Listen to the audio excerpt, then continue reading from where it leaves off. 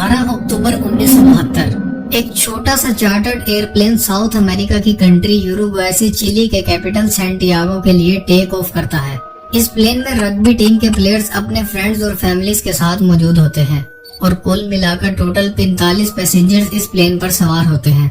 आमतौर पर यूरुग्वाय से सैंटियागो जाने में सिर्फ 3 घंटों का ही वक्त लगता है, लेकिन रास्ते में इसके दरमियान आते हैं खौफनाक एंडीज की पहाड़ियाँ। साउथ अमेरिका में मौजूद ये एंडीज की पहाड़ियाँ दुनिया की लॉन्गेस्ट माउंटेन रेंज है, जो हिमालय की पहाड़ियों के बाद सबसे ऊंची पहाड़ियाँ मानी जाती हैं। लेकिन यही खूबसूरत पहाड़ियाँ आगे चलकर इन पैसेंजर्स के लिए दर्दनाक यादों का बायस बनती हैं। 12 अक्टूबर के उस दिन पहाड़ियों में तूफान आता है, जिसकी वजह से पायलट से डिसाइड करते हैं कि वो अर्जेंटीना के शहर मेंडोजा में एक रात के लिए स्टे करेंगे और मौसम के साफ हो जाने के बाद वो फिर से 13 अक्टूबर की सुबह को अपना सफर शुरू करेंगे। 13 अक्टूबर को दोपहर के 2 बजे प्लेन फिर से टेक ऑफ करता है। अगले 1 घंटे तक सफर बिल्कुल नॉर्मल चल रहा होता है। प्लेन सैंटियागो के करीब पहुंच रहा था, लेकिन अभी भी वो पहाड़ी इलाकों में ही था। पायलट्स प्लेन को डिसेंड करते हैं। डिसेंड करते वक्त प्लेन में बहुत तेज टर्बुलेंस शुरू होती है और प्लेन बहुत ज्यादा तेजी से हिलने लगता है। देखते ही देखते प्लेन बादलों में चला जाता है, जिसकी वजह से कुछ भी दिखाई नहीं पड़ता। लेकिन जैसे ही ये प्लेन बादलों से बाहर निकलता है तो सामने एक बहुत बड़ा पहाड़ नजर आता है।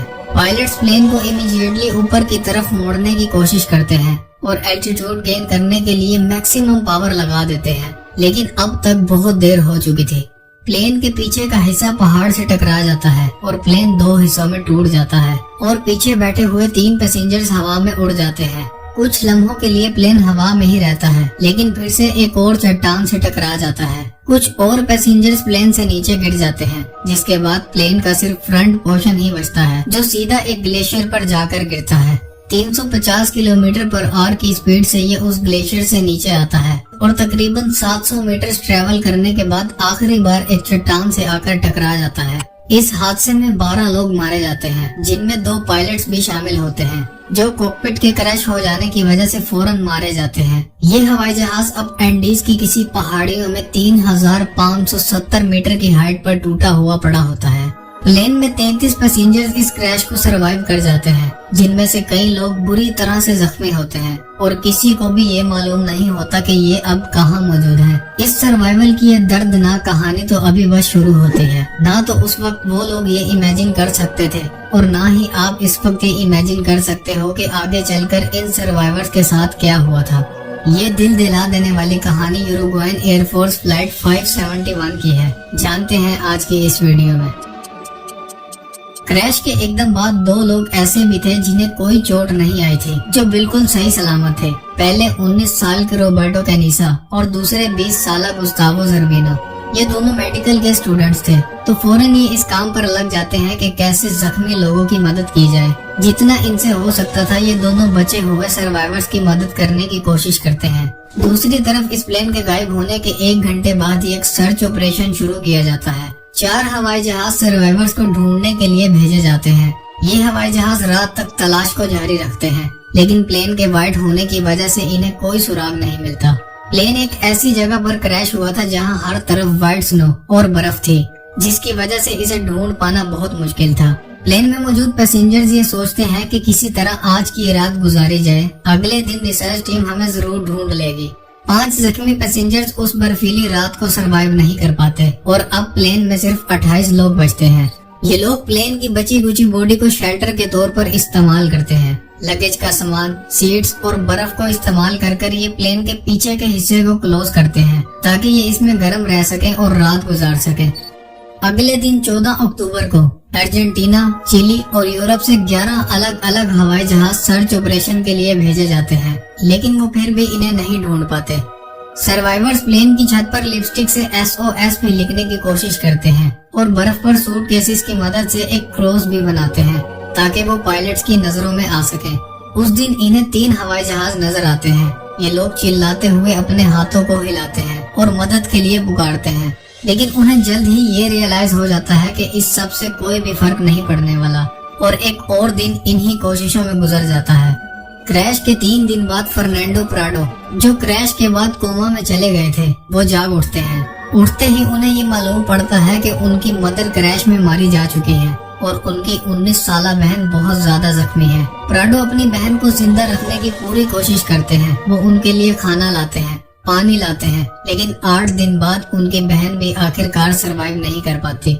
सर्वाइवर्स में ज्यादातर पैसेंजर्स ऐसे थे जो गर्म इलाकों में रहते थे, जिसकी वजह से उनके लिए -30 डिग्री सेल्सियस की इस ठंड को बर्दाश्त करना बेहद मुश्किल हो रहा था। क्रैश के 8 दिन बाद रेस्क्यू टीम्स थक हार कर ये सोचती हैं कि अब तक इस ठंड में कोई भी पैसेंजर जिंदा नहीं बचा होगा। इसीलिए 142 घंटों और 30 मिनटों की रिसर्च के बाद इस सर्च ऑपरेशन को भी बंद कर दिया जाता है। दूसरी तरफ सर्वाइवर्स को प्लेन की सीट्स के दरमियान से एक ट्रांसिस्टर रेडियो पड़ा हुआ मिलता है। इनमें से एक सर्वाइवर रॉय हार्ली, जो इलेक्ट्रॉनिक्स के एक्सपर्ट थे, वो इस रेडियो को ऑन करने की कोशिश करते हैं। वो एक लंबा सा एंटीना बनाते हैं और इस रेडियो को ऑन करने की कोशिश करते हैं, और इनकी 2 दिनों की कोशिशों के बाद ये रेडियो ऑन हो जाता है।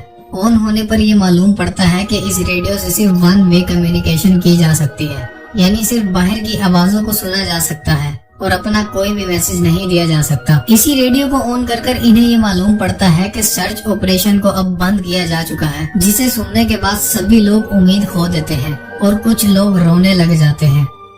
इन लोगों को अब बर्फ की पहाड़ियों में पड़े कई दिन गुजर चुके होते हैं। इनके पास खाना भी बहुत कम तादाद में मौजूद था, जो कि दिन गुजरने के साथ साथ खत्म होता जा रहा था, तो इनके लिए खाने की भी बहुत कमी होने लगी थी।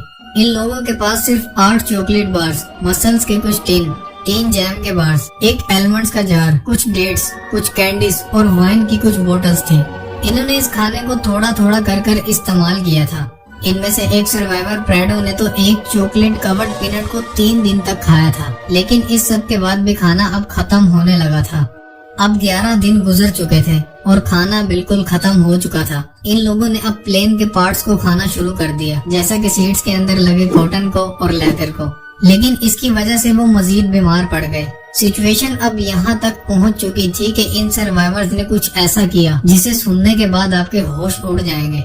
इन्होंने ये डिसाइड किया कि जिंदा रहने के लिए अब मरे हुए लोगों की बॉडीज को खाने के अलावा इनके पास अब कोई दूसरा रास्ता नहीं है। लेकिन ये डिसीजन लेना बिल्कुल भी आसान नहीं था, क्योंकि जो लोग इस क्रैश में मारे गए थे वो एक दूसरे के दोस्त, रिलेटिव्स और फैमिली मेंबर्स थे।